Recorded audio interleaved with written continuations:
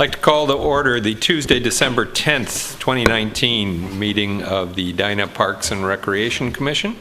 Janet, can we have a roll call, please? Yep. Commissioner Osborne? Here. Commissioner Lalis? Here. Commissioner McCauley? Here. Commissioner Itis? Here. Commissioner Darlene? Here. Commissioner Good? Here. Commissioner Nelson? Here. Commissioner Miller? Here. Commissioner Strother? Here. Thank you, Janet. Can I have a motion to approve our meeting agenda for this evening? Second. Any comments, changes, additions? Everything looks good. Hearing none. All in favor, say aye. Aye. Opposed? Passed. Can I have a motion on the approval of our meeting minutes from November 12th? So move. Any comments, changes, questions about the minutes from November 12th meeting? Hearing none. All in favor of approving our minutes from November 12th, say aye. Aye. Opposed? None. Community comments? No community comment this evening, so we will move on to reports and recommendations. First up is Lake Cornelia water quality improvements. Perry, you introducing this one? Actually, I'll introduce this item. Thank you, Chair Good, members of the Commission. This evening, we'll be introducing potential Lake Cornelia water quality improvement project. This item kind of relates into your strategic plan for the Parks Commission. I kind of noted that on the agenda, just to kind of maybe tie that back about why maybe this would come in, before the Commission this evening. It's really to protect and restore Edina's water resources is kind of that main goal. Earlier this year, you had heard about a prior project about a buffer on the southern channel, so we thought we'd come back with more information about an additional project. So with that, I'd like to introduce some guests that we have this evening. The first is Randy Anhorn. Did I say that correctly, Randy? Yeah. And Randy is the district administrator for the 9 Mile Creek Watershed District. And he'll kind of give some brief comments this evening and kick the project off, and then introduce two of the consultants that have been working with him on this proposal. Thank you, Perry. Chair, Commissioners, as Perry mentioned, I'm Randy Anhorn. I'm the district administrator at 9 Mile Creek Watershed. We've had a long-standing relationship with the city of Edina. We've just finished a stream bank project that restored and stabilized 3.5 miles of the north branch of the 9 Mile Creek watershed through Edina, obviously. We're here tonight, so as Perry mentioned, the Lake Cornelia is impaired. It's listed impaired on the PCA's impaired waters list. You're also quite aware of the algal blooms that the lake has experienced over the past couple of years. As part of our watershed management plan, we have, over the last year and a half, did a feasibility water study on Lake Cornelia and Lake Edina, looking at where phosphorus or loading is coming from, both internally and externally on the lake, to try to alleviate some of those impairments and reduce the frequency of the blue-green algal blooms. One thing that we did undertake, I think in the memo that we had sent you, we talked about this study. I do have 9 copies of a summary. We won't be talking necessarily all about this, but I can pass these here and maybe pass them out, and you can take a peek at them at some other time. But as part of looking at a lake, we have internal loads, external loads. We were actually going to undertake an alum treatment on the lake this fall. We had a couple different community meetings. We talked about this study, and the first thing was this internal load component. And unfortunately, water temperature conditions got too cold for it to actually be feasible. So we'll be taking it on next spring. As part of that, we're also wanting to attack the external load of phosphorus coming to the lake. A lot of the watershed area, or the contributing watershed, ends up funneling through Swimming Pool Pond.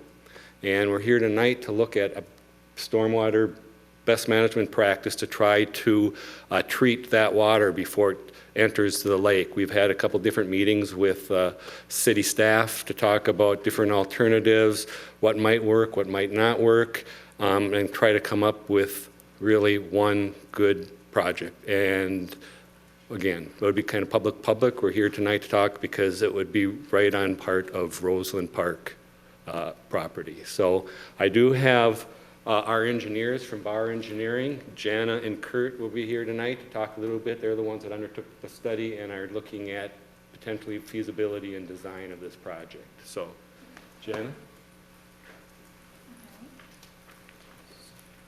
Good evening. Thank you.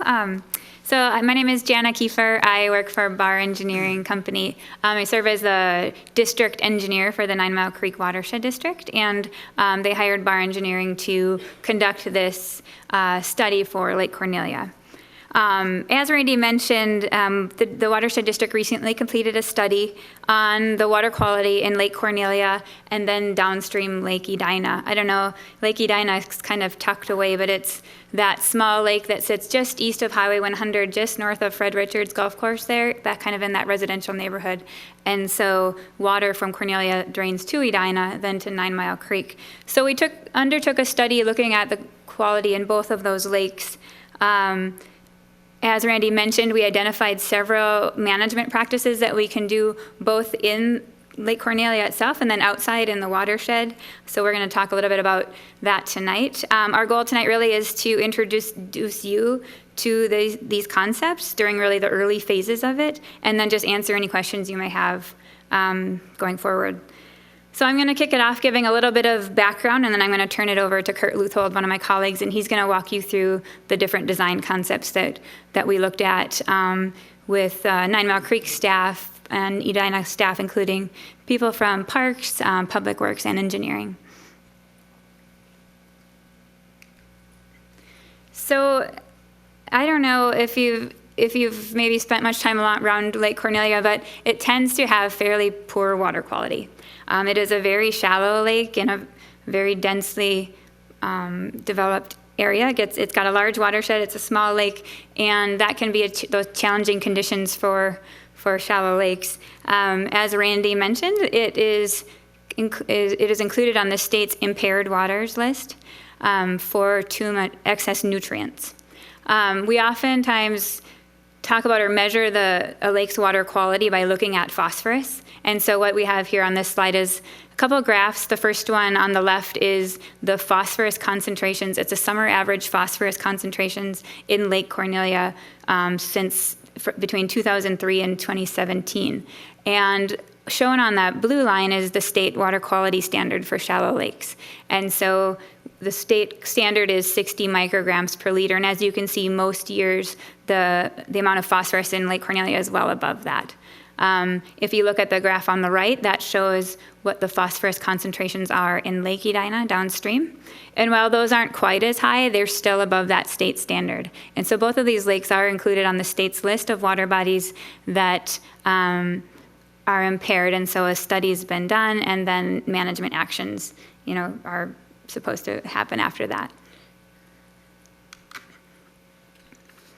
And as Randy also mentioned, you may have heard in the news flashes from the city throughout recent years, but there's been several blue-green algal blooms on the lake. And so that can be especially concerning. Not all blue-green algal blooms are toxic, but some can be, and can be dangerous to pets and people as well if they're in contact with the water.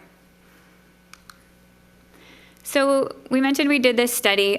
This is a graph that sort of boils down a lot of work and hours into this one couple graphics. So what this is showing you is the sources of phosphorus to Lake Cornelia and Lake Edina. And so it's color-coded. The green, the lime green color, is the phosphorus that comes in from the direct watershed. So in North Cornelia, that's about half of the phosphorus on any given year is coming from the stormwater runoff from the watershed, which includes, I'll get into that in a second. The orange color is what we call internal loading. And so that's phosphorus that's at the bottom of the lake in the sediment. And certain times during the year when the oxygen's really low in the water column, that phosphorus gets released into the lake, and then it can feed algal blooms. And then the red chunk there is curly-leaf pondweed. And that's an invasive plant that we have in Lake Cornelia that what's kind of different about this plant is it starts, most of our native species start growing, when the ice goes out. And so they start to be bigger around, maybe early June. Curly leaf pondweed starts early, and then it outcompetes a bunch of our native species. And then it actually dies off in the middle of June.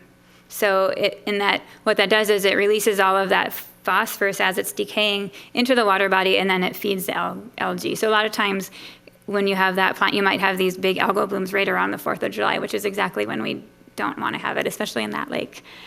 So these pie graphs really show the different sources of phosphorus for each of these lakes. I think one of the important things that we really identified as part of the study, when you look downstream at Lake Edina, the main source of phosphorus from Lake Edina is actually Lake Cornelia.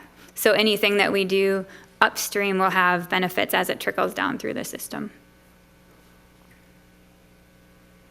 And I think one more thing that these pie charts show is that really there's not one single thing that we can do in Lake Cornelia to get the improvements we want. We're going to kind of have to tackle each of those different sources.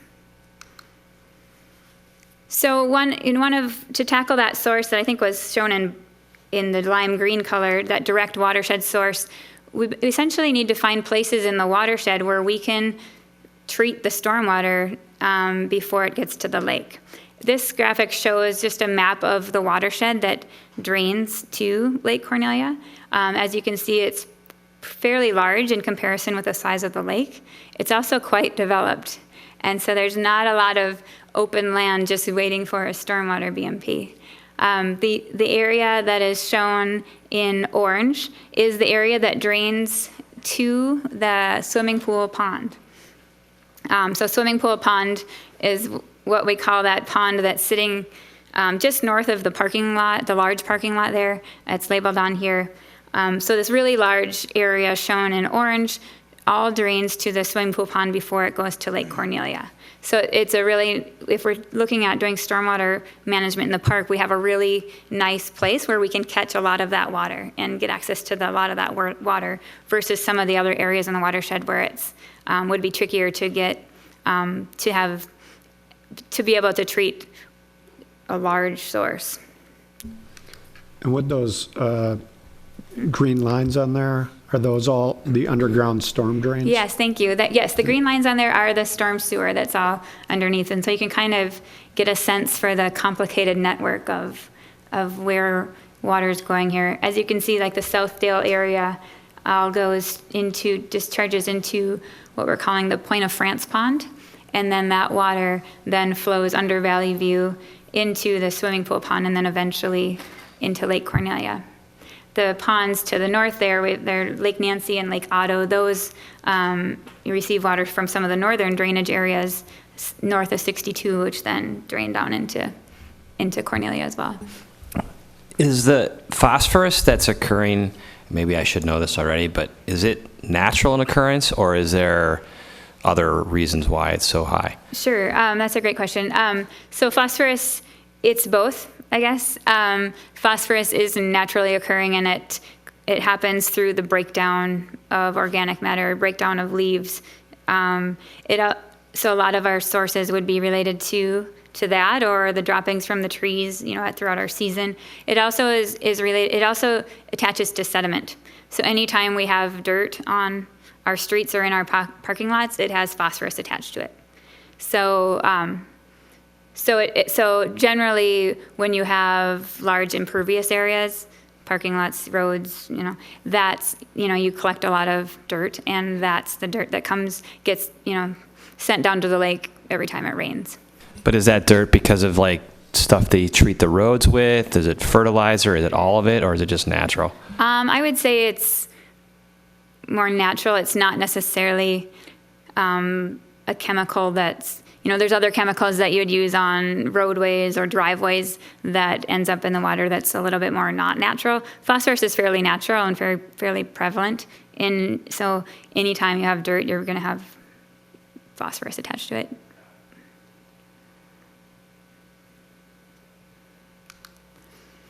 So when we took a look, got the results of the study, really understood where the sources were coming from, and we're going to, and looked in to see where the water is all traveling from, we really looked at a couple criteria to try to target what we were going to do. Where would it make sense to do something? And these are a couple of the criteria that we landed on in identifying stormwater treatment as an option or a preferred option in Rosland Park. One of them was really, we wanted to treat as much stormwater as possible. And so the nice thing about the Rosland Park option is that we can use those existing ponds, like the Point of France pond and the swimming pool pond, as storage. And so as I showed in that map, a lot of water goes through there. And so we can use those, that routing to be able to access a lot of that water versus doing a stormwater practice that's maybe just right on the edge of one parking lot.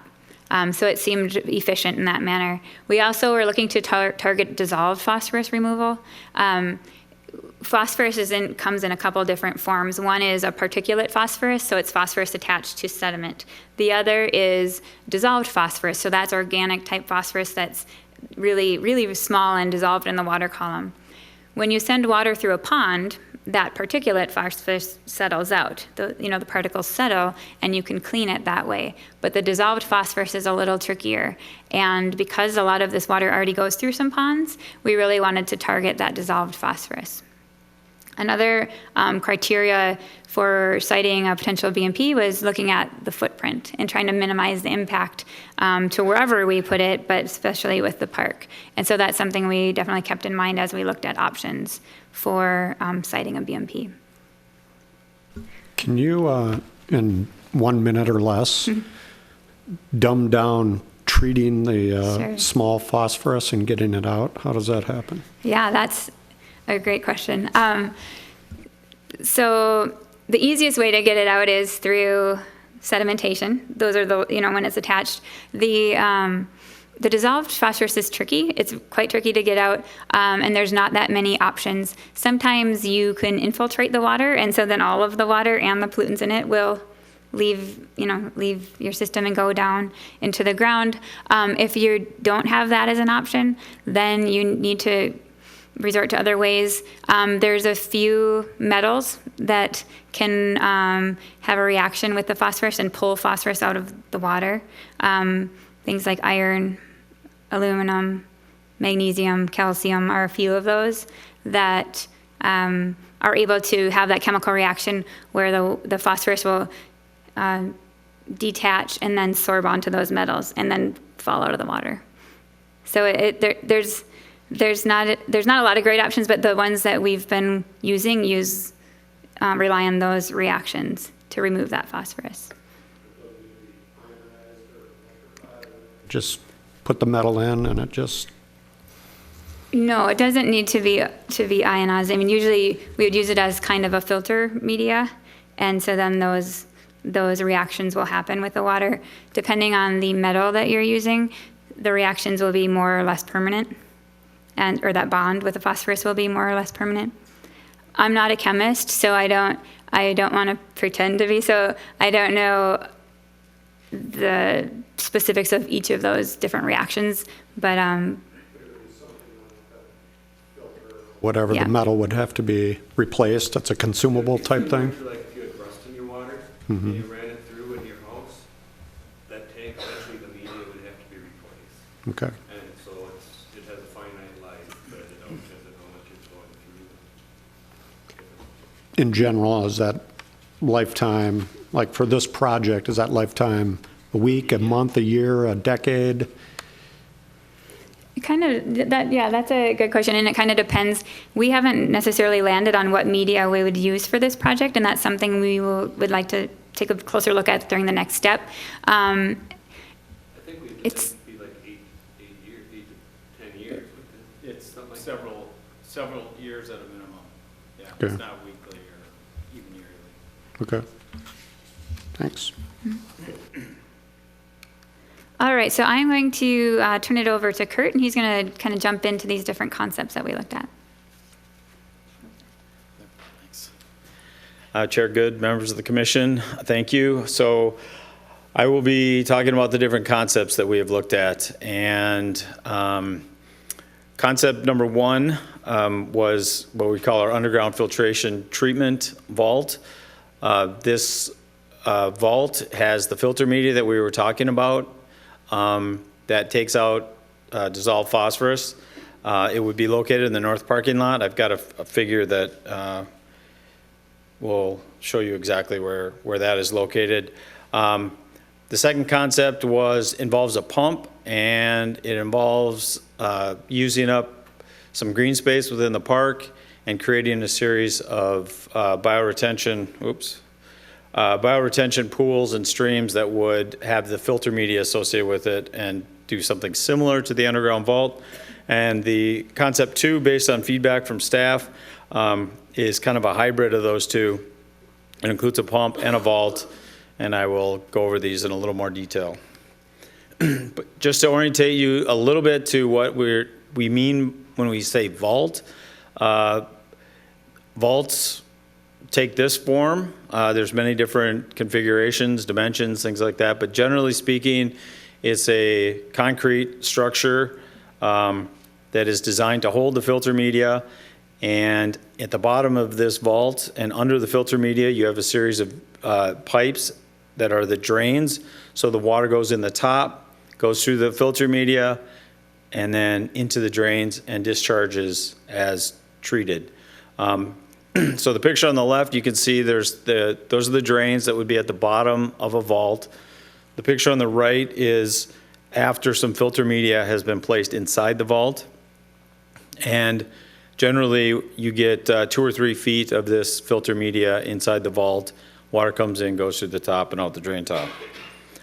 And again, like I mentioned, dimensions can vary a great deal. Depth can be very shallow, they can be deep, they can be wide, long, pretty much anything. So back to the concept number 1, which is the underground vault. Here's an air photo showing swimming pool pond where all the water Jana was talking about enters with North Cornelia in the lower left. The north parking lot is in the middle where the arrow is shown. And what this just illustrates is that water would come out of swimming pool pond. That straight pipe is the existing pipe that acts as the drain for swimming pool pond. We would divert water from that pipe through the vault, filter it, and return it to that pipe and back to North Cornelia. So this is a blow up of that. It's very conceptual as illustrated in this figure, but well, this is the concept. Can I ask a quick question on that? Yes, definitely. So in that box, and I like that drawing here, but is there a lid that goes over it and then the parking lot goes back to the parking lot, or is this taking out part of the parking lot? Yes, I'm glad you asked that question. This does not take out the parking lot. There would be a cover on top of this.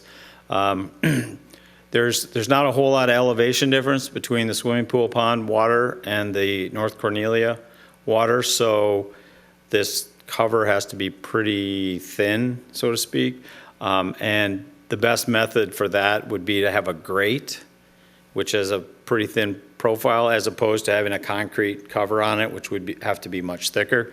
So that was what was envisioned for this concept, is that there would be a grate that you would drive on and walk on, pretty close together bars, but you would not take up any of the parking lot. So you wouldn't, so just to rephrase what you said, you wouldn't lose any parking? Correct. Correct, on that side of it, okay. That's And a then- shorter way of answering your question than Yeah, that's all right, I appreciate it, I get it. And then to the question earlier, in terms of every 8 to 10 years, or whatever the number is, Right. you would go back and create a new one of these, or refill it with the new metals? Is that where the metals would go? Right, so back to this. So all your drains would stay in place, your concrete vault would stay in place, the top would come off, you'd remove the filter media, refresh it, and be good for X number of years. Now, the frequency is something that we usually figure out when we get further along in design, and it is a function of how much water goes through that filter media, so and what the dimensions of the system are. So we would look to optimize the cost of a really large filter with less frequency of maintenance, with a small filter that required more frequent maintenance. Right. Okay. No parking loss. So this was the second concept we looked at. Again, very conceptually, the swimming pool pond on the right, a pump would pump the water to higher elevation. Water would flow through this system of bioretention and streams and filter the water as it goes. One of the options that we looked at was possibly offsetting the power consumption of the pump with some solar energy. This is my very artistic sketch of what that might look like, and this is what we had discussed with staff. You can see the north parking lot in the lower right corner. The yellow lines on this are the Frisbee golf course that are in the park. The curving yellow lines are the contours. So we kind of went to the top of the hill, and the pump would discharge at the top of the hill. The water would run through those green cells and channels, filtering just like the vault, but in the open. And this could be planted with a variety of vegetation. So that was a concept. And we, after meeting with staff, we came up with kind of a hybrid of those two. So still using a pump, so we could get a little more elevation and improve the efficiency of the filter itself, move it out of the parking lot, but right next to the parking lot, and run it through the filter vault, and then that water returns back to the existing storm sewer that runs through the parking lot and into North Cornelia. Any question on those concepts? On the second concept, would we have to redesign that course at all, Perry, that Frisbee? It looked like number 3 was cutting through the middle of his drawing. I think those are reasons why staff didn't recommend that concept. Okay. I don't know if you were going to go through how we got to where we are, but I mean, I can not in briefly detail. do it. I think we kind of weighed pros and cons of those initial 2 concepts and then landed on number 2 revised as where we're Okay. heading as a concept. And this concept, number 2 revised, that's not an underground chamber. It's kind of built into the hill. Right, so this one here. So you'll see in the next slides, I'll talk about this one in a little more detail and help you hopefully visualize what this might actually look like instead of a blue rectangle. So I hope this accomplishes what I'm hoping to. I'll walk you through this a little bit. It's beautiful, right? So much you can do with a highlighter. So this is a cross section of what that vault might be. What looks kind of pink to me, which was supposed to be a different color, represents concrete, and so that's the concrete vault around the outside. So you're looking at this as if it was cut in half.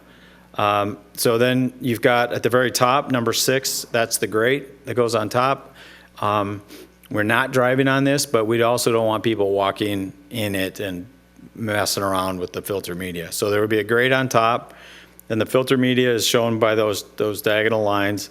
Underneath is a drainage layer, and then the water discharges to a drain that takes the water to North Cornelia.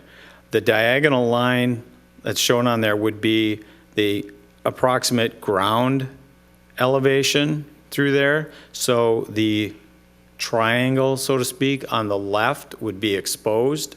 So you would see that part of it, and then the back side of the vault would be buried, and the ends would be partially buried. So it's kind of set into a hill like a walkout house would be, if you can picture that. So it's partially obscured, partially visible. And the exposed part, or this whole thing, is concrete, right? It's Yes. just a hunk of The concrete. basic structure is concrete, and I'll talk about some things that we can do to maybe make that more appealing. So this is another project that we did. I'm just showing it as an example of what the grates might look like. In this case, the grates are lightweight. They're fiber reinforced plastic. You can walk on them. They're not designed to drive on them, but in the Concept 2 revised, we would not be driving on it. What the beauty about these grates is that a single person can take them off. You don't need a big lift truck or a crane or something to take them off. And so for inspections and then also future maintenance, when swapping out the filter media, the top comes off, fully exposes your filter media, and makes maintenance quite easy. How are they secured? There's a variety of ways of securing them. What we've used that I think is the best is that you can have a bar that hinges, and you put a padlock on the end of that bar, and it goes down over the top of the grates, and makes it impossible to lift the grates out. Do these end up having any sort of odor? Odor? Yeah. No, so, again, depending on the filter media, I would say all the filter media that we would be considering does not itself have an odor. What you might get is the accumulation of some organics from the water, so it's going to smell kind of like the water smells, at worst case. And another thing we wanted to do is, I think it would be, this is partly aesthetic and partly a maintenance feature. So we'd like to be able to see the water as it's being filtered. I think it would be interesting for people to see perhaps, but more importantly, the idea is that from a maintenance standpoint, you could just drive by the parking lot. If you've got water coming out the bottom, out the side, you know the pump's running, you know the filter's working, it's discharging as designed, and you can go on and do your other maintenance rounds. There would be an overflow at the very top of this structure. That's number 4 on the sketch to the right. So if the filter becomes plugged, then water starts coming out the top, and that's just a quick visual to do some maintenance and unplug the filter. Some more of my artwork. So this is approximately the actual location where we think this would fit the best. Given that we are proposing a pump, this can go in just about any location we want it to, because you just have to lengthen or shorten your discharge lines from the pump. The height of that is roughly 5 feet high, as drawn here. I've embellished it a little bit to show perhaps public art, signage. You could face this concrete with, you could face it with stone, you could face it with core 10, you could do all sorts of things to improve the appearance of it, and make it more of an amenity for the park than just simply a stormwater feature. To me, it kind of begs a canvas for some creativity, quite frankly. So that's what I was just trying to illustrate here. And a quick question on that, Kurt. Is that also intended to be drawn to typical scale for what this would be? Because I see it's still about 9 parking spaces across. Yes. I tried my best to draw it to scale. Okay. It's the dimensions that we're looking at from a concept are about 12 feet wide by 90 feet long. Okay. So that's kind of lines up with that number of parking spaces. And how tall? About what you see on the face is about 5 feet in this rendering. And then on the back side, you wouldn't see any wall, because that's a natural hill right there. So we had talked about the pros and cons of using a pump in stormwater and treatment, and kind of looking at things holistically, in that we're improving water quality, and so maybe we want to use less power or use clean power when we're considering air pollution and other things in the big picture. So we've looked at some possibilities for solar. This project is not dependent on the solar. It's just a potential add-on to offset the power, like I said, of the pump. On the picture on the left, I think you're seeing this more where shaded parking is provided by solar panels. The parking lot's pretty big. You could put in a lot more solar panels than you would need to offset the power. We've done some calculations, and we need about 600 square feet of solar panels to offset the power consumption of the pump for the treatment. And that can take a lot of different configurations. And then the thing on the right is called a smart flower. It's just a proprietary device that is out there. It's a pretty high-tech solar panel. So the side of this that you can't see are the PV panels. It does track with the sun. It's a self-contained unit. It's got plug-ins. You could do car charging from it. It stores energy in batteries. And the cool thing is that when it gets really windy, all those flower petals fold up together and into essentially one petal that's pointing to the ground, so it isn't impacted by wind. So for this, we'd need about 2 of those things to offset the power. Can you tell me the size of that? I can tell this guy is rather tall, but I can't tell besides that how big this thing is. So I would say that's about 15 feet high from the ground to the top of yeah. And again, so the angle to the sun adjusts, and then the angle east-west adjusts throughout the day too. So as your sun angle gets higher, in the summer it gets flatter, and in the winter it gets... So how wide is, I'm thinking if there's 2 of them, so we would need 2, so it's 15 feet tall, and then how wide is that flower when it's at its fullest, I guess?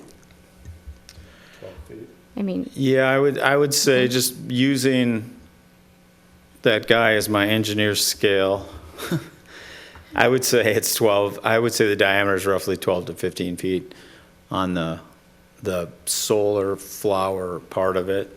And do you have I didn't see it, did you have, if that was a potential for having 2, where would you suggest that those be located? Well, we don't really have a suggestion other than they can go pretty much anywhere, wherever they would be conducive and perhaps out of the way in terms of the park. Because what they're doing is, the concept is that you generate the power and you put the power back in the grid to offset the power. We're not actually suggesting physically running the pumps off of these. We can, but it starts to get, we have to oversize it for cloudy days, and there's all kinds of other complications that we just don't think it's probably worth it. So these could go, quite frankly, anywhere. Just one more question on the power. Do you anticipate this running 24/7, 365? Glad you asked that too. No, the way we've got it sized and planned is that the pump would run on average 10 hours a day. And then these filters like to drain frequently. They perform better when they have a chance to drain and not be fully saturated. So that's a good cycle. And to meet our goals, we really don't have to run it 24 hours a day. So we're counting on 6 months, pretty much every day, for 10 hours a day. So wintertime? No winter time, right. Okay. Yes. How much noise does it generate? Is it just pretty quiet, or? So the pump itself would be in a structure in the ground, and so you would not hear the pump. And it's a pretty small, in the grand scheme of things, it's a pretty small pump compared to other pumps within the city, say sanitary sewer lift stations and things like that. It's tiny in comparison.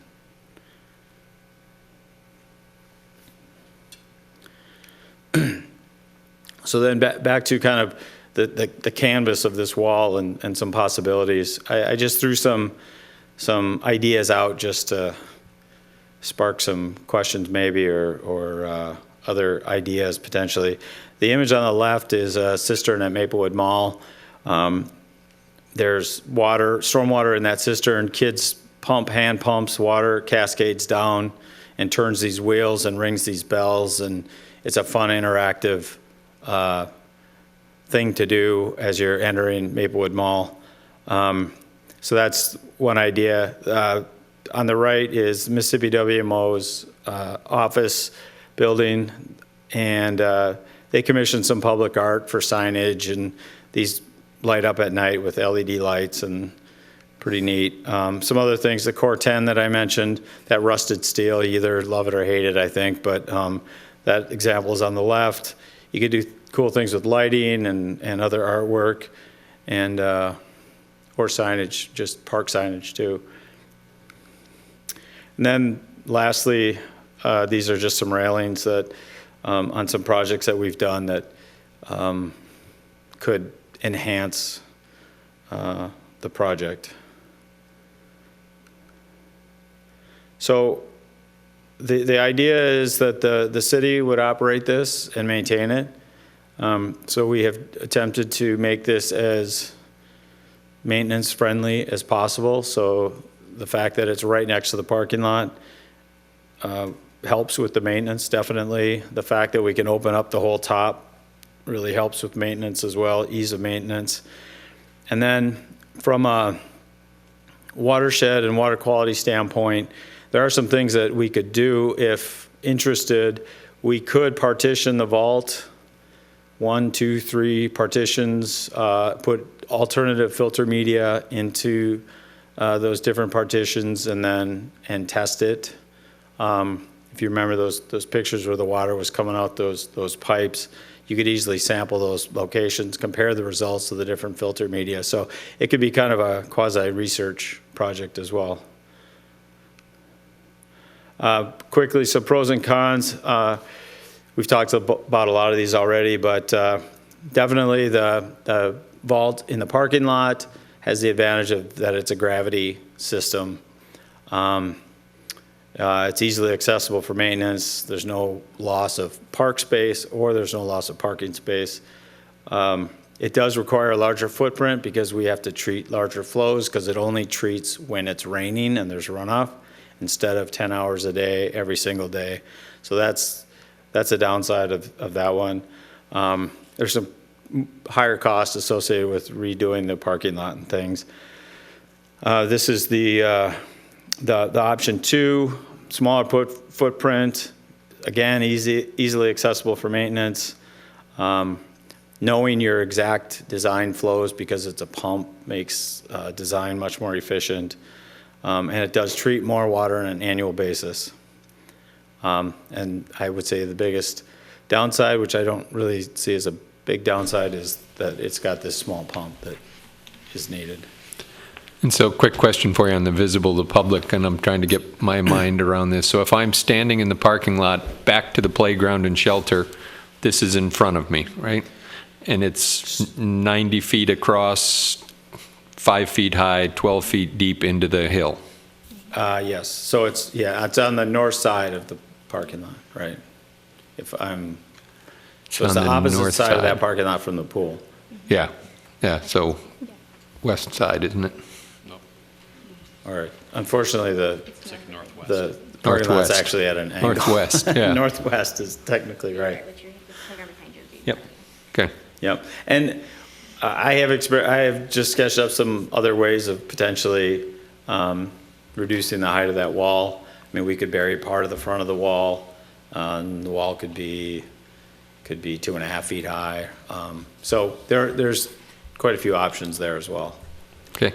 So I heard you say that it would cost more because of, on option 1, because of the redoing the parking lot, but option 2, it sounds like, it's my own lack of knowledge here, but it sounds like it would be more expensive with the having to create a wall, having to create the power source.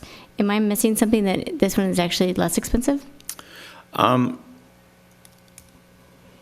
So the overall dimensions of the option 2 are smaller. So the construction of both vaults is essentially the same. It's concrete.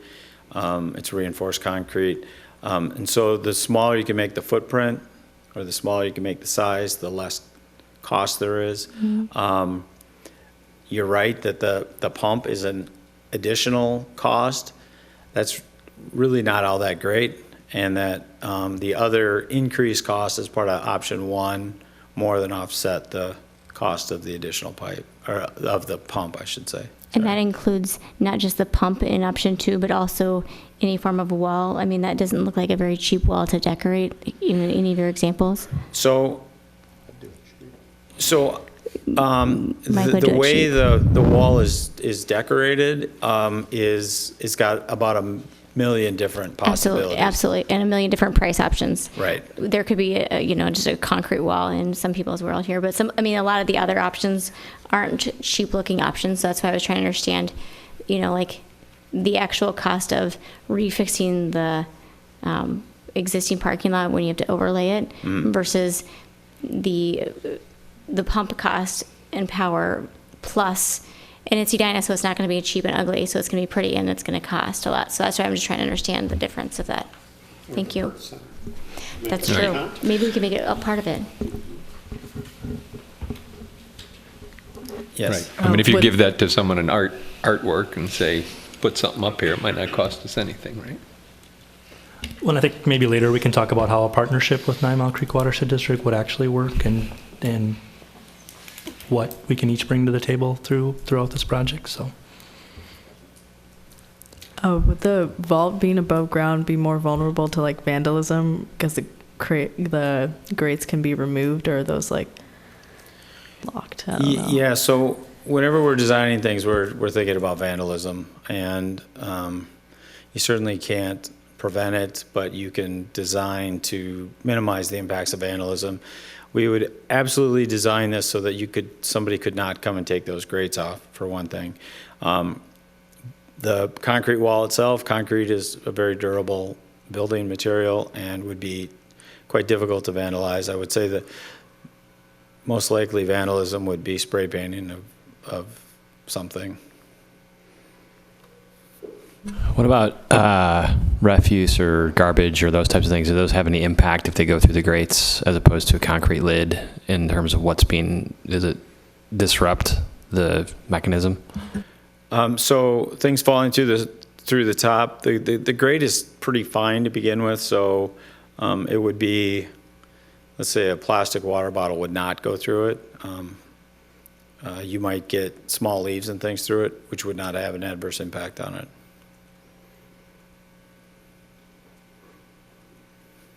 And unless you have more questions, I'd be happy to answer those, or afterwards, and Jana's going to wrap it up. The only other question I had was in that second design or second revised, it feels like you're going, is the pump that's got the skimmer and the pond, swimming pool pond, then there's a pipe of some sort that runs that water across the street there. There's a lot of connection points. Are we worried about the more difficult we make it and complex we make it, the chances for some sort of failure happening? Well, I would generally say that simple is better, and even though this looks complicated, it's from a piping standpoint, it's quite straightforward. And I know this is probably off topic for bar engineering, but has there been any discussion about the curly leaf pondweed? I've never even heard of that. What? Commissioners, there has been, and this is a mini project projects.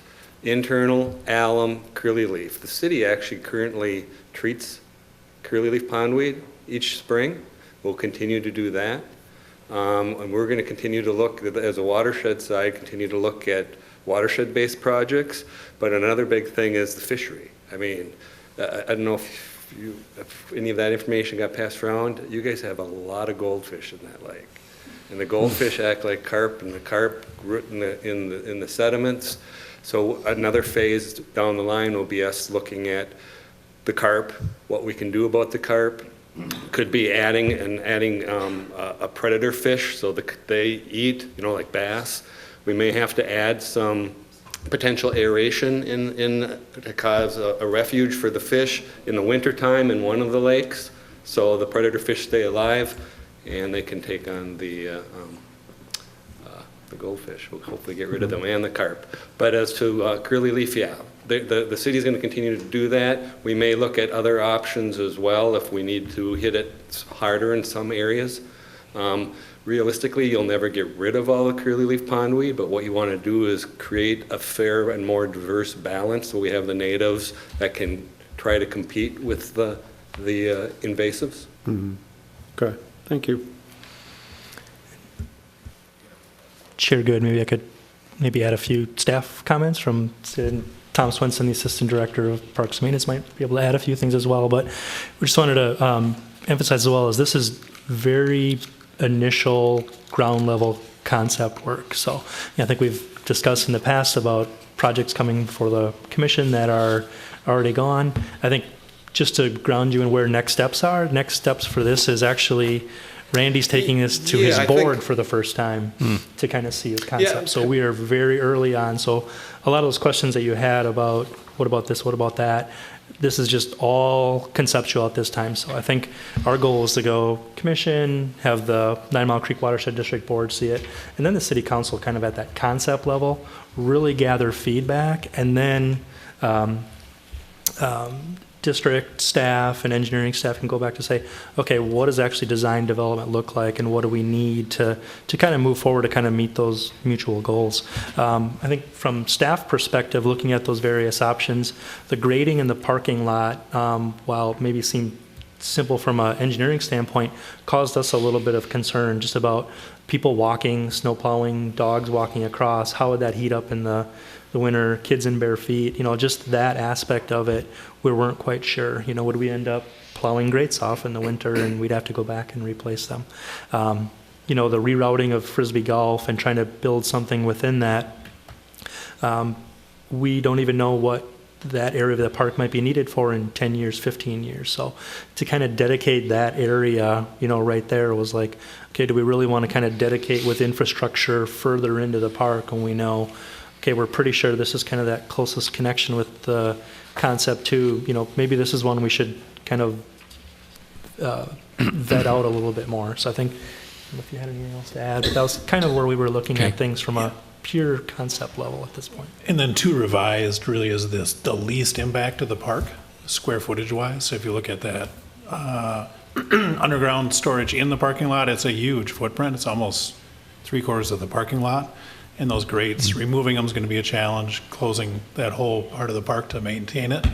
If we have it right on the edge of the parking lot as shown, when heavy equipment needs to get in there to work on it, it's going to be actually less impact to the park users because we'll be right on the edge of the park, close a few stalls. So of the 3 concepts, 1, 2, and 2 revised, it's the least impactful to the park, even though it's obtrusive vertically. Okay. I was to say, I appreciate the inclusion of our strategic plan goals here, and that this does go to our strategic plan goals, though we do have a strategic plan goal also to increase and not reduce park space. And so I think thinking about, initially that concept of it being in the parking lot was the most appealing because we're not using the parking lot as park space, and this is arguably taking up a little bit of park space. And so I guess I would encourage folks to think about how it can be built. I mean, is it like some of the examples about an educational opportunity for how we treat stormwater and the city? Because right now a lot of it is sort of out of sight, out of mind for people. And this is not, folks who live around there and see the quality of the different lakes and why this project is there and why it's happening. But I just noticed it's a little in tension with our other goal of not losing park space. Okay. Other questions? Pardon me? Well, I was just going to mention a little bit more about the process. And yes, that's generally, our board has already had some general concept of what we could look like in this area, what a watershed-based project could look like. We've had conversations with Simon when some of the areas were redeveloping around Southdale as part of our permitting process. Private, public has been rather difficult because if we oversize a stormwater feature and they come in 20 years down the road and lifetime becomes something totally different, they would be responsible for that extra amount that the watershed put in. So they'd be, having their stormwater features larger than, or BMP larger than it needs to be. So in a situation like this, with it is city park, public makes a lot of sense.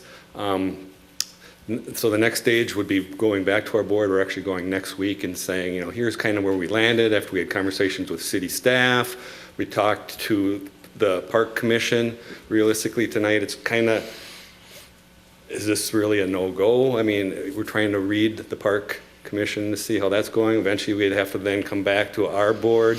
We still have to have a public, we'd have to order this more intense feasibility study to get cost, to really get down to the design, what that would be, maybe have some alternatives of what art might look like around it. If it's a sign for almost an entrance for the park, then the board would have to order, a public hearing and then have order the project.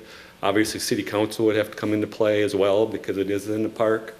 I would say, however, when we're looking at reducing park space, which really wouldn't be a whole lot, the lake itself is a large component of that park. And if we can't use it because we have blue-green algal blooms and people are worried about walking their dogs, I mean, that's where you're losing a lot of your park space as well. So, anyway, sorry. Maybe two quick questions, and I know this is early, but big picture thought. Cost estimate for this, where do we think it falls from a $100,000, $1 million, what is it? It's probably close. I think in there we have about 500 probably. Okay. Obviously, depending on what we put on a feature around the outside for a wall or signage. Sure. But just... It could be, now the watershed district will be building and paying for the BMP itself. There may be conversations when it comes to on the wall and the signage on how the city wants it to look. We talk about the city having long-term maintenance on it. Generally, when projects like this, watershed districts generally give the infrastructure to the city. But also, there's often maintenance agreements that go along with that. Similarly, with our stream bank project at 3.5 miles, actually, if we have to go in, which is mainly on city property and along the creek, if we have to go in and repair and maintain, generally it's on a 50-50 basis. So, a lot of those things end up coming out. And then the other question I'd have would be just, again, early thoughts on results. What are the impacts? We put this in, right? You showed us up front the phosphorus levels in Lake Cornelia, 48% from direct watershed source. If we put this in, what do we expect is likely to happen in Lake Cornelia? I'll let Jenna answer that, but we'll get more of that in that next feasibility component. I was just gonna, yeah, that's a good question. I was thinking I should have that number ready tonight. Sorry. So, and actually, if you do get a chance to look at this little report, it does kind of outline that for you. It depends on the lake that we're talking about, but if you think about, let's say the lake is currently at 120 micrograms per liter phosphorus, when you think about that graph, by doing this combination of things Randy mentioned, an alum treatment, the curly leaf pondweed management, and then a BMP in Rosland Park, that would bring, in North Cornelia, that brings us down quite a bit to about 85 or 90, so from 120 to about 85 or 90. It doesn't get us all the way to our goal, and that's what's really tricky about this lake, is that it's so shallow and it has such a intensely developed watershed that that doesn't get us there. If you look at South Cornelia, we get quite close to the goal with those that combination of management activities, and same with Lake Edina, that we get quite close. And so it's definitely a measurable result, which is one of the things I like about the park option. If we were to go and find maybe one parking lot to treat here and there, it would really be even difficult to see a measurable result. So yeah, where it's not going to get us, it's not the silver bullet. There just really isn't going to be a silver bullet for this lake. So it's just making progress through these different ways to attack it. Okay, thanks. Yeah. Is there best practices? You just kind of talked about it. Is there best practices that goes along with this when you talk about those huge parking lots that are around the pool and maybe the Southdale parking lot that we should also be looking at and trying to implement with? I know that Simon owns Southdale, but is there anything that we can do to try to reduce large, I mean, is that part of this process or? Yeah, I think that, really, I guess, any time the ground is open, a community like Edina developed a long time ago, and people weren't really thinking about water quality at that point. And so now, anytime the ground is open, that's an opportunity to make an improvement. So really, 9 Mile Creek Watershed District does have rules in place. Maybe, Randy, you want to mention that? So when Southdale was first built, obviously, the Watershed District didn't have any rules. We had rules in 2008. So right now with redevelopment, which is a great thing, everything along France Avenue now has to adhere to our rules of 1.1 inch of volume infiltration or retention on site, as well as reducing runoff of phosphorus runoff 60%, total suspended solids 90%. For example, in last year, we had about 140 permits that went through us. I think 65 to 70 of them triggered stormwater, and we had a combined 200 pounds of phosphorus taking out of the system modeled-wise, using computer models. That's a lot, not all in this watershed. That's all throughout our 50 square miles, but you had some big projects in Southdale with Lifetime, with the Shake Shack coming in, and that whole area. I don't have the number offhand, but some of those projects were reducing phosphorus load by 20%, and that's kind of what we're trying to do, piecemeal, puzzle piece by puzzle piece. Another component that we're working with the city on, you guys have done a study on street sweeping throughout the city. Prioritize street sweeping, air regenerative vacuum street sweepers. And if you do it more often around the lake in areas where you have more leaves falling and things like that, that also adds. So it's a big puzzle piece, and it's a lot of adaptive management. You do a project, do another project, measure where we're at, see what else we can do to keep attacking it throughout the watershed. In fact, the city itself being an MS4, you have a NPDES permit. When you have an impaired water body, the cities, when they have a TMDL, have some responsibilities for reducing load, and this would be measurable for those portions of your permit. You went through 3 acronyms there. Okay. That I didn't know what they were. MS4 stands for? Municipal Storm Sewer System. So because the city owns storm sewer infrastructure, you are an MS4. NPDES is the National Pollution Elimination. So it's just because you own infrastructure and you have water running through it. So the city has some obligations as part of that. And Jessica, do you know Jessica Wilson? City staff from the water, she'd be at a top Engineering department? Yep, engineering department. So I have a question, and you can tell me if it has nothing to do with it or not. If we get this water cleaner, does that impact the water that's just in the lake, or does it also impact the end user? Does it make our water quality in Edina better, to drink? I know that we don't wouldn't be for drinking. It doesn't. No, It doesn't ever connect you're to that coming part. out of a deep well. That's a different. Aquifers where you're pulling your Okay. water, but it makes somebody that could go swimming in the lake if they wanted to swim in the morning. That part I get. I Yeah. just wasn't sure of the connection. So thank you. Okay. So Randy, you asked, saying, early on, get some input back from us, I guess, as a commission. I think at least from the amount of discussion you've heard, high level of interest. I think most of it, at least what I heard, positive, but I will open it up just, too early maybe for us to keep diving down into questions, but if anyone has any concern that has not yet been voiced that might be worthwhile for Randy to take back, maybe now is a good time to voice it. I just wanted to clarify, my point about the 2 pieces being in contention was more about the different options than about doing this at all. I think it is an important thing to do, and there's also a benefit of making it more visible because it's an opportunity to talk about runoff and water quality and what we do to improve our water. So I just wanted to make sure it was more about the 2 options than doing it at all. And I like bringing it to the public too, having that education component so people can touch and see what you're doing, and that's always going to help as well. Anyone else? Oh, sorry. Zoe had some. Just wondering, you said that you wanted the water quality to be down to like swimmable levels? Oh, I Is wouldn't that- say, Or like how? I mean, I could swim in it now. Well, It's yeah, that it's we just reduce the amount of safe. blue-green algal blooms, Mhm. so there is potential concern for toxics. So it's just to reduce the reduce eutrophication? that, so we don't have as many days when you have that green paint-like area around it, that when, I guess the common term is, when in doubt, stay out. Yeah. If you don't see that, then you're not as concerned. Mike? I heard a couple times that one of the issues with the lake that makes it challenging is because it's so shallow and there's a lot of sediment. Has there been any discussion of dredging? No, there has not. I don't know if Dredging that's helpful. dredging is super uber expensive. We would not be able to afford to do that. Maybe our other discussion point is similar to a project we're doing down in Normandale Lake. We actually had a drawdown there to help improve diversity of plants. That was a lot easier setup because the creek ran right through it.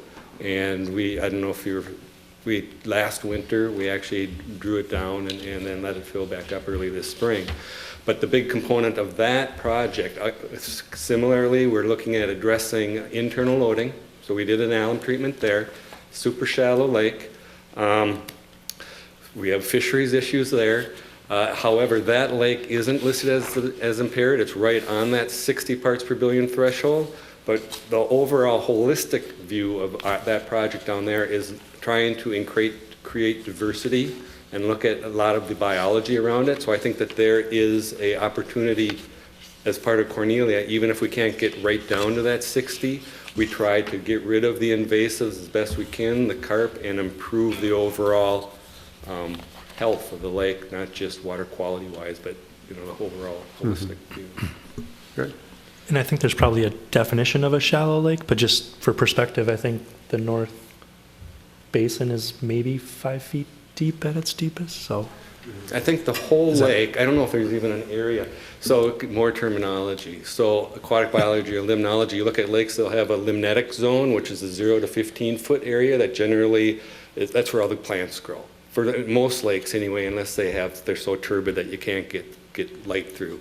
Then you have the deeper water where you may have areas where you have a thermocline, things kind of separated. This lake is pretty much all limnetic, isn't it? So it'd be all 0 to 15 feet, so the whole lake can have plants growing in it. And which also is another component we won't get into tonight, but it's what makes shallow lakes really, really difficult to manage, especially shallow urban lakes. And I think the deepest spot was on the South Basin at 5 feet. So south of 66. One thing, and it's kind of interesting when you look back at aerial photos from this area, really before Valley View in 62 went in, it was really kind of one big, large wetland complex that, at times there's even anecdotal stories about cows grazing in Cornelia. So it is very shallow, and so we are doing the best we can to improve the water quality, but I think part of our job too is to help keep expectations real about what this lake is, and then really understand what a healthy shallow lake is, and that's going to be a little different than what a healthy deep lake looks like. Good. Thank you. Yeah, Brandy, Jenna, Kirk, thank you very much. Appreciate it. Thank you. Yep. Good night.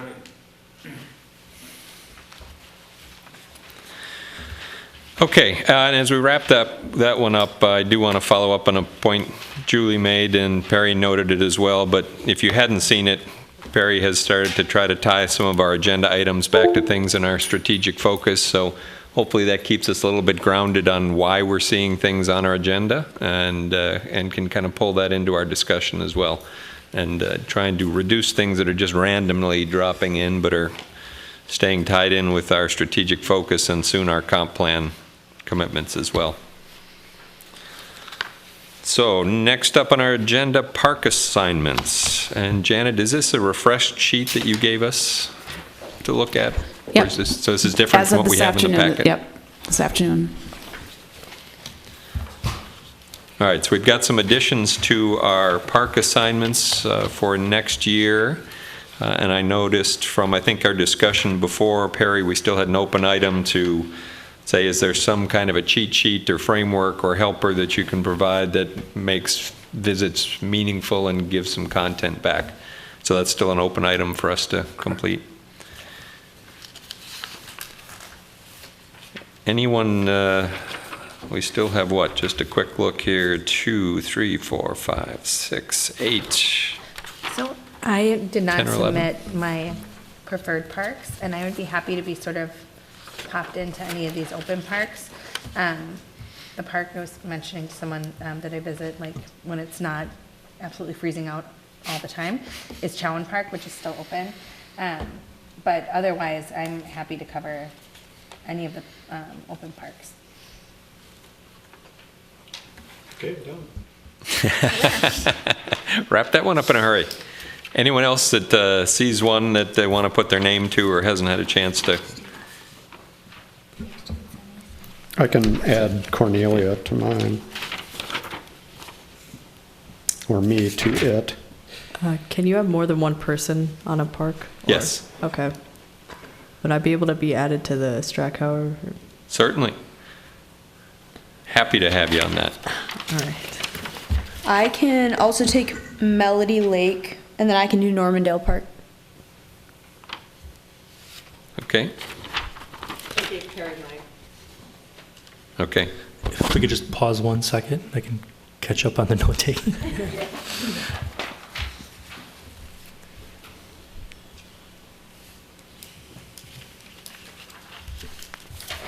I could probably do York Park as well. That works.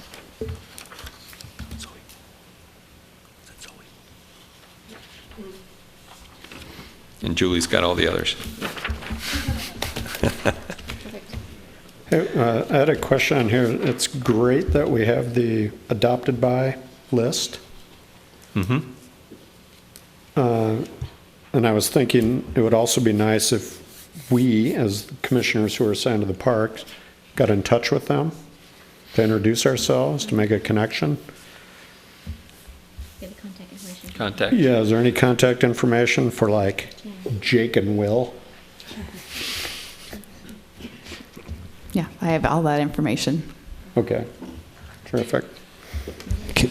Janet, in that information, is it how long they've also been sponsoring the park? Okay, cool. Julie. I missed the time when we had the discussion about adopting the parks, but was there discussion about adopting any of our enterprise facilities?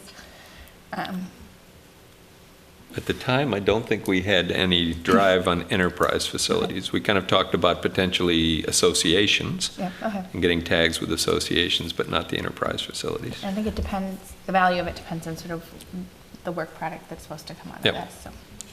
And the reason why there's a refreshed one is because I sent mine in today.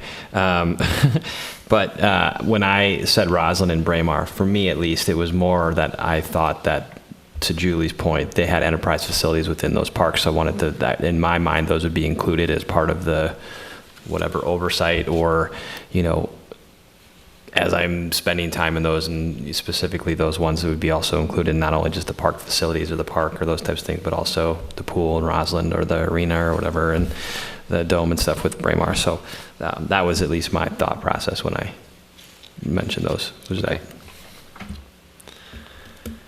So I think we should have pretty close to a completed list, but Perry and Janet, when you guys get a chance to compare notes, let's just send out a revised one. We're still then also awaiting some guidance for us on what would be helpful as we visit some of these parks to capture, send back, and to the point about adopted by, some contacts on that too. And I think the other aspect that we, at least Perry and I talked about it a bit, is if you get contacted by somebody affiliated with one of these parks, then this gives you a commissioner that you can reach out to as well and pull us into any discussion, right?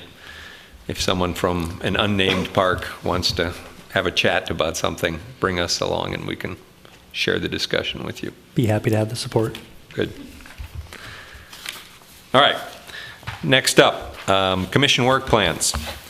And we have, I think, 2 pieces of information on this tonight. One is, as it is December, beginning to wrap up our work plans from 2019. And then we do have, I think it still says draft, but is the 2020 actually an official approved plan by City Council? It is now officially approved. It Okay. might have been draft when I put it into the agenda builder. And just a quick reference on the 2019 plan. We'll be sending out to the commissioners kind of the former template so we can like formulate our response, so we can summarize kind of the year's work for the city council in each of those items. I believe I had the right form. I wasn't able to export it out to get it to you, so I just want to make sure I get that done correctly. But it seemed fairly simple. It was kind of like, who were the members on that agenda item? What was kind of your brief summary of work? And then what was the feedback? And then did you have any next steps or recommendations based off of that? So hopefully we can keep it very simple like that and kind of get a good summary out for each of those initiatives to the council for review, or whatever action was called for in each initiative.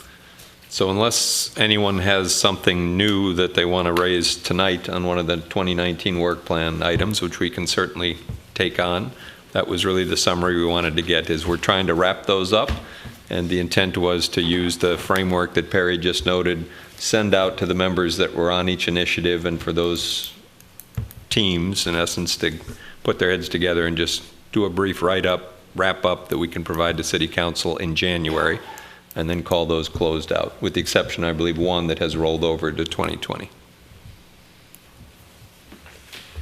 The only thing is I had a question about number 4, and I talked about it last time.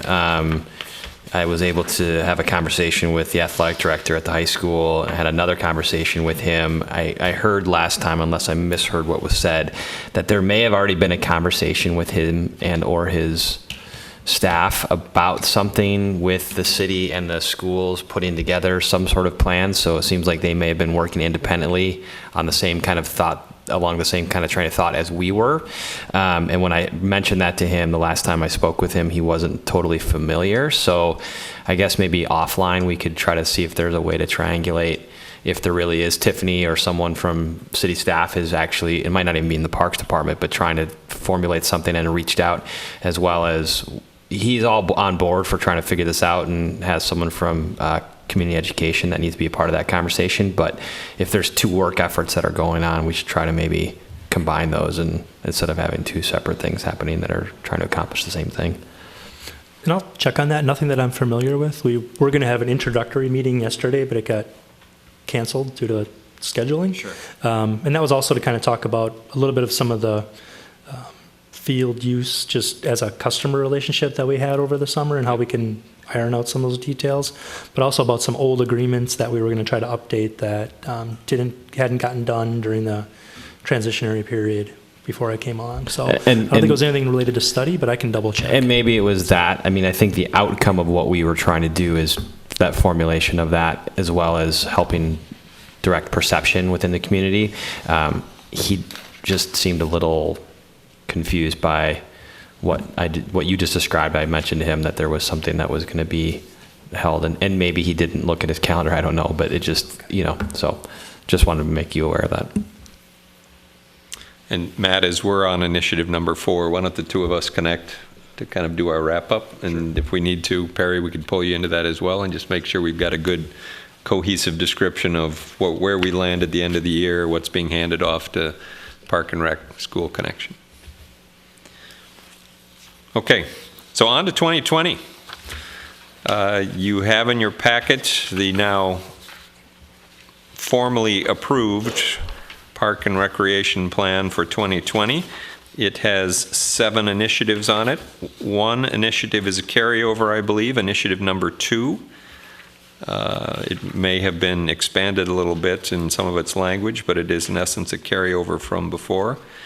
But let's just kind of, and I don't know, Perry, to catch you off guard here or not, but if you have any further commentary behind any of these, but we'll just kind of hit them one by one, and if people have a strong passion on one, let's start to gather some names to make sure we've got teams fielded to work on them into 2020. Okay? I think might as well start with initiative number 1, and I'll just provide some commentary.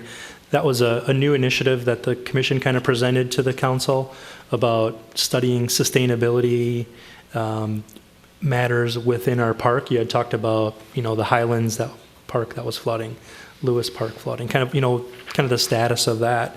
In pulling all the different commission work plans, the council approved to review and comment on the flood risk reduction strategy.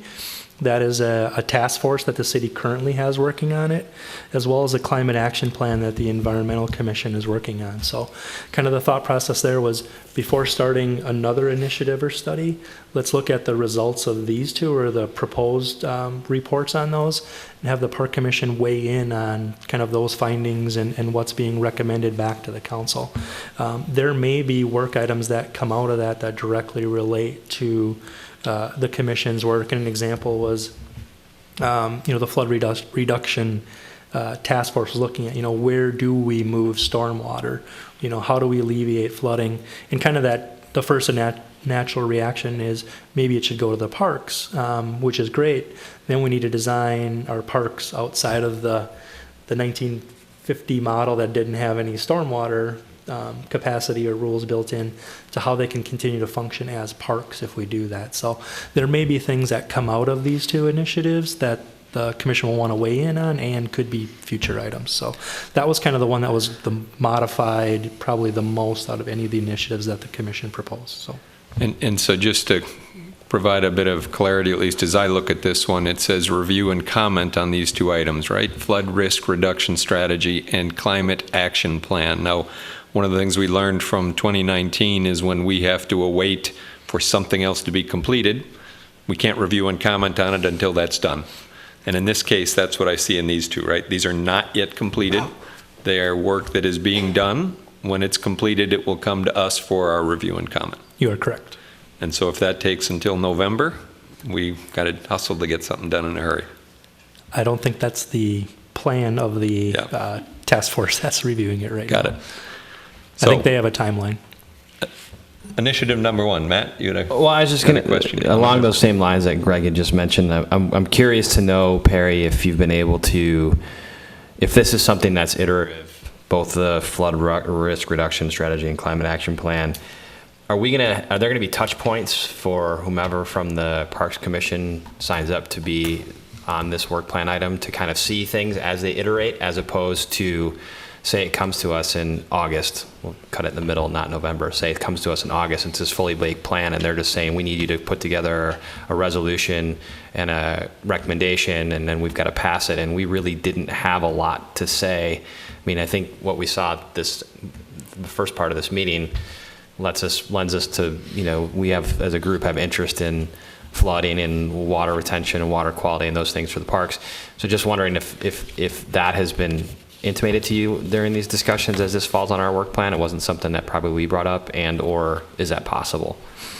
I would say the climate action plan, yes, because there's going to be much more touch points for that process. The flood reduction task force has been working for a while, so they will probably be formulating draft recommendations or a draft report that they'll want you to weigh in on. So that one has been worked on for quite a while now, kind of throughout the summer. But the climate action plan is one that is just starting, that will have various input points for a variety of people throughout that process. So I think the two are going to look different. Okay. So based on that commentary, initiative number one, any commissioners that have a strong desire to put their name on that one tonight? I would be interested in doing that. Good. Others? We need to learn more. Maybe it's just me. I feel like I need to understand better where they're at before I put my name on it. But that'd be just my opinion. I don't think I understand enough to understand where we're at. But okay, is that safe to say? All right, Eileen, that's fine. And if it turns out to be something that when you see it you have a high degree of interest, I'm sure we can add you on that as well. But gives us a couple to start with then. Initiative number 2 is a carryover from last year. Co-chair cross-commission committee, partnership with communities of color to identify barriers for participation in programming. Do we still have the same people? Was that, Julie, was that you and Brenda? Yeah. And Bryn. and Bryn, okay. Commissioner Osborne. My one question about this is, it's still in the spot, though, it talks about having co-chairs for cross-commission partnership, but we're still in the place where we're waiting on the Human Rights and Relations Commission to come back to us with something. So the thing that seemed to be new is this sort of co-chair, no more than 2 to 3 members. That was the new language. But we're still sort of mid-process. They're not talking about changing the process we're in, right? That is correct. Okay. And just a note, this is the last cross-commission template. I guess you could Initiative. say 4 initiatives. So Okay. the feedback, I think, from every commission was that it was a good idea. It didn't work in reality. Yeah. That's what I was trying to say about initiative number 1, is it felt like it was not only across 2 different ones, but almost across 3. And that's the part that makes me maybe nervous around that. So I agree. I think that having one ownership is going to be, it's easier to actually make it happen. So that's what I was trying to say. Well, I'm happy to stay on initiative number 2. Okay, I am as well. okay, good. Thank you. And you're correct, waiting on the HRC. Initiative number 3, develop an approach to build community by proactively connecting with neighborhood groups, community athletic groups, and underserved members of the community. Corin has an interest in that, okay. I'll be on that too. Okay, Bryn? Yep. Any others at the moment? Rick? All right. Got a good starting staff there. Initiative number 4, develop criteria that incorporate sustainability and equity for prioritizing capital improvements for park infrastructure needs, including playground equipment, warming houses, core amenities for expansion or replacement. I'll take, excuse me, I would put my name on that one as well. And I put my name on that one, too. I would be interested in that. I would Okay. as well if there's room, but The more the merrier. We got a full commission.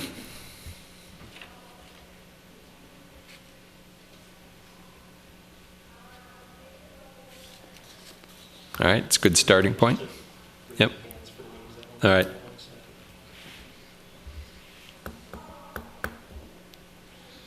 Did you get them? And our 2 student commissioners.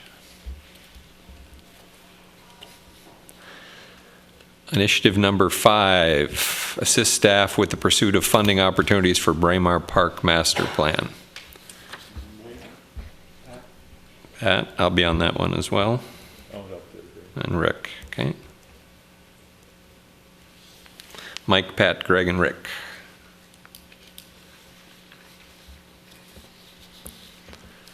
Can I put my name on 4, or we have too many people? You can put your name on 4 if you'd like. With you, it's too many. You're buying breakfast.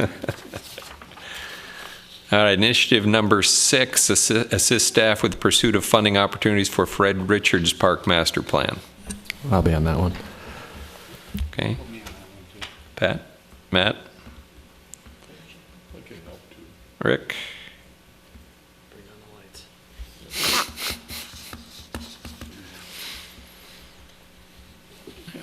Got those 3 as a starting point?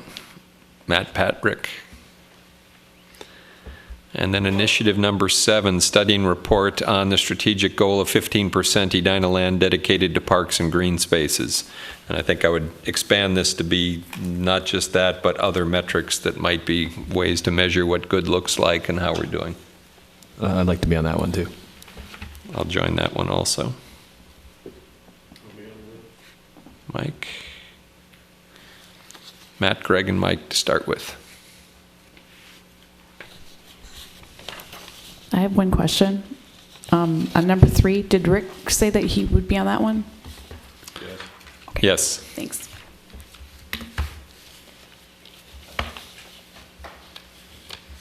Okay. We're off and running. Got names on all 7. Thank you.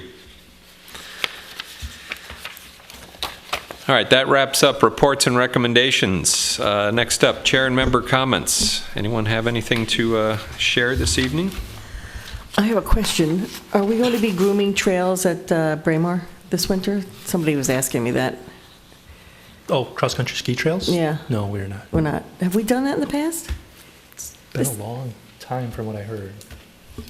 Prior to construction, there was some grooming, Okay, but now with the newest courses, no. okay, thanks.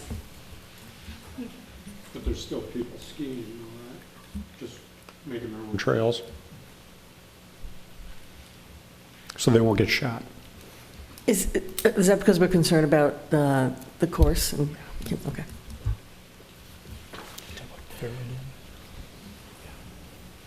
So the grow-in of the process of the course, the grass is more delicate, and if it crosses any fairways at all, even beyond grow-in, any golf course, if you cross a fairway with a ski trail, it kills it.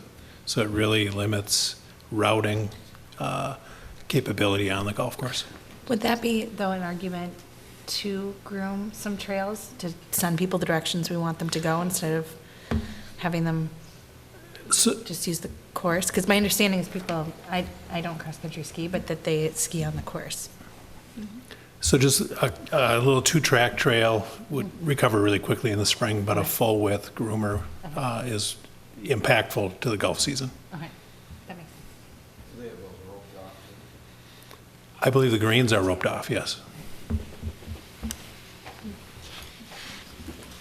I just wanted to pass along, I don't know what the right proper term was, but I was at the Braemar Arena on Saturday, and I ran into the Chad general manager.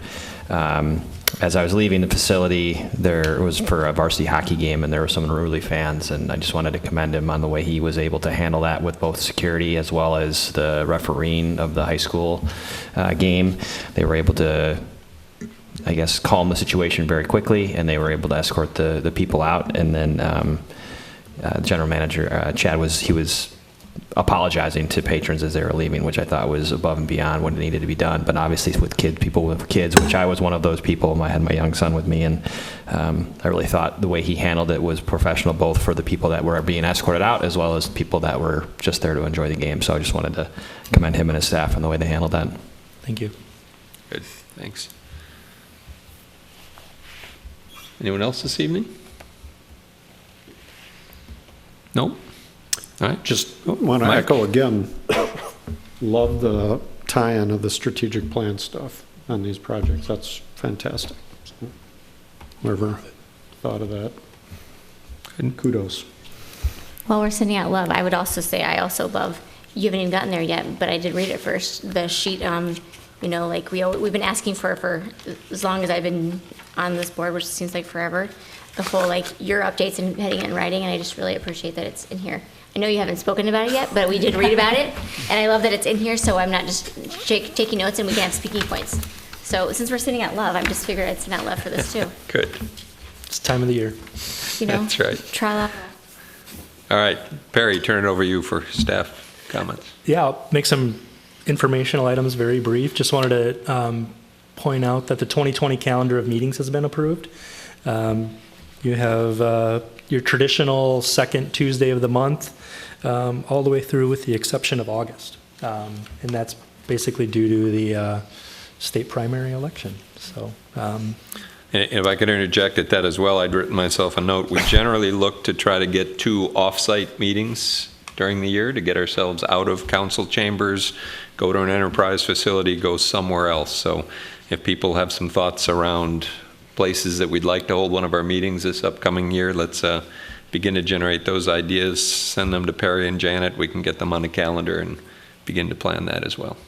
and if we could make those more like team building and informational, and less maybe have agenda items for discussion, that would make conducting a public meeting offsite a lot easier too. So when we think about that evening, is what can we do more from that aspect than trying to have business offsite? Just from public noticing and all that type of stuff would go a long way too. So. Okay. I would just say, whenever Arden is open, I think that it should be on our list this year of Okay. offsite. So.